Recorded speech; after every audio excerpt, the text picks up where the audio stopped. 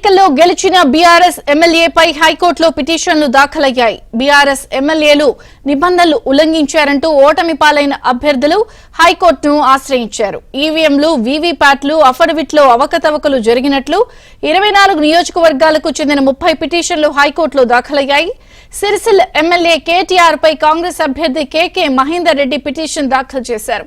32 ఎకరాల భూమి కేటీఆర్ కొడుకు పేరు మీద ఉందని, కానీ అఫిడవిట్లో ఆ ఆస్తులను ప్రస్తావించలేదని పిటిషన్లో పేర్కొన్నారు. ఇక సిద్దిపేట ఎమ్మెల్యే హరీష్ రావుపై బహుజన సమాజ్వాదీ పార్టీకి చెందిన చక్రధర్ గౌడ్, జూబ్లీహిల్స్ ఎమ్మెల్యే మాగంటి గోపీనాథ్ పై కాంగ్రెస్ అభ్యర్థి అజారుద్దీన్, కూకట్పల్లి ఎమ్మెల్యే మాధవరం కృష్ణారావుపై కాంగ్రెస్ అభ్యర్థి బండి రమేష్, పాడి కౌశిక్ రెడ్డి గెలుపుపై అభ్యంతరం తెలుపుతూ ఈటెల రాజేందర్ హైకోర్టులో పిటిషన్లు దాఖలు చేశారు.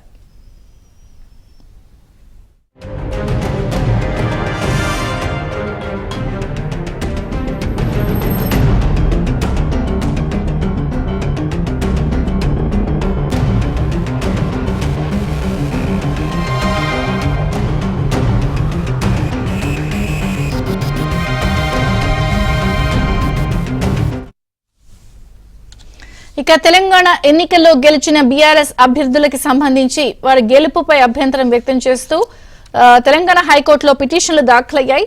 మరిన్ని వివరాలు మా ప్రతినిధి సిద్ధార్థ అందిస్తారు లైవ్ లో. సిద్ధార్థ, గత అసెంబ్లీలో అభ్యర్థులు ఎన్నికల అఫిడవిట్ ను సమర్పించినటువంటి నేపథ్యంలో అనేక అనుమానాలు వచ్చి హైకోర్టుల చుట్టూ తిరిగినటువంటి నేపథ్యం ఉంది.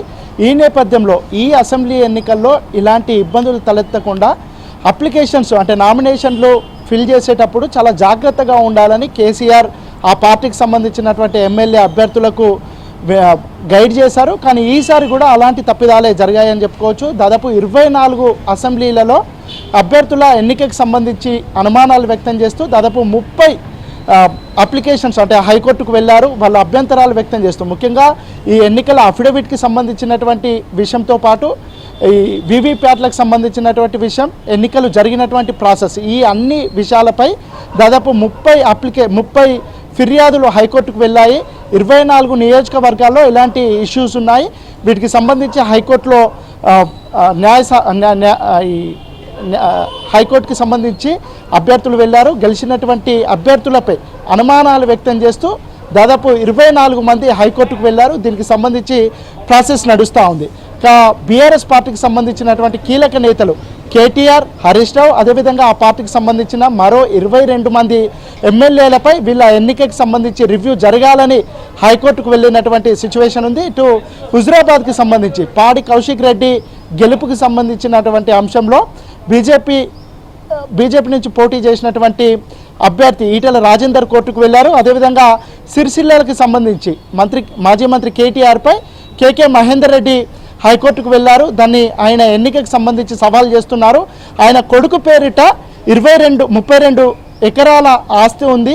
దానికి సంబంధించినటువంటి విషయాలను ఎన్నికల అఫిడవిట్లో సమర్పించలేదు అనేది ఆయన చేస్తున్నటువంటి ఆరోపణ. ఇక దాంతోపాటు ఆయన కొడుకుని డిపెండెంట్గా చూపించలేదు కేటీఆర్ అని కేకే మహేందర్ రెడ్డి సవాలు చేస్తూ హైకోర్టుకు వెళ్ళారు.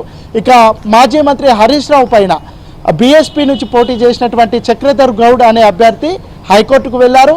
ఆయన ప్రతిరోజు సోషల్ మీడియాలో కానీ దాంతోపాటు మీడియాలో కానీ 24 మంది అభ్యర్థులకు సంబంధించినటువంటి ఎన్నిక చెల్లదు, వెంటనే హైకోర్టు రివ్యూ చేసి 24 మందిని అనర్హులుగా ప్రకటించాలని వాళ్ళు కోరుతూ ఉన్నారు. ఇక దాంతోపాటు ఇటు జూబ్లీహిల్స్ ఎమ్మెల్యే మాగంటి గోపీనాథ్ పైన అజారుద్దీన్ కోర్టుకు వెళ్ళారు. ఆయన ఎన్నికకి సంబంధించి కూడా అనేక అనుమానాలు ఉన్నాయి. ముఖ్యంగా అఫిడవిట్కి సంబంధించి సరైన పత్రాలు కానీ సరైన ఇన్ఫర్మేషన్ కానీ ఈసీకి సమర్పించలేదనేది ఆయన చేస్తున్నటువంటి అలిగేషన్. దాంతోపాటుగా మాధవరం కృష్ణారావు పైన బండి రమేష్ అనే కాంగ్రెస్ పార్టీకి సంబంధించినటువంటి అభ్యర్థి కూడా కొన్ని అనుమానాలు వ్యక్తం చేస్తున్నారు. అదేవిధంగా చేవెళ్ళ, గద్వాల, ఆసిఫాబాద్, పటాన్చెరు, కొత్తగూడెం ఇట్లాంటి సెగ్మెంట్లలో కూడా ఈ వీవీప్యాట్లకు సంబంధించినటువంటి అనేక ఇష్యూస్ ఉన్నాయి. వీటిని రివ్యూ చేయాలని వాళ్ళు హైకోర్టుకు వెళ్ళినటువంటి సిచ్యువేషన్ ఉంది. ఇక రానున్న రోజుల్లో ఈ పిటిషన్ల సంఖ్య పెరిగే అవకాశం ఉంది. ఇప్పటికే 24 నియోజకవర్గాలకు గాను 30 పిటిషన్లు హైకోర్టులో సవాలు వేశారు. ఈ సంఖ్య మరింత పెరిగే అవకాశం ఉంది. గత అసెంబ్లీలో కూడా ఇలాంటి అనేక ఇబ్బందులు తలెత్తాయి. వాళ్ళు ఎమ్మెల్యేలు గెలిచినటువంటి ఎమ్మెల్యేలు కోర్టుల చుట్టూ తిరిగారు. మాజీ మంత్రులు కానీ ఎమ్మెల్యేలు కానీ కోర్టుల చుట్టూ తిరిగారు. ఈ అసెంబ్లీలో ఇలాంటి ఇబ్బందులు తలెత్తకుండా జాగ్రత్త పడాలి, న్యాయ నిపుణులను సంప్రదించిన తర్వాతనే నామినేషన్లు ఫిల్ చేయాలని కేసీఆర్ అభ్యర్థులకు పదే పదే చెప్పినా ఈసారి కూడా అలాంటి తప్పిదాలు చేశారు.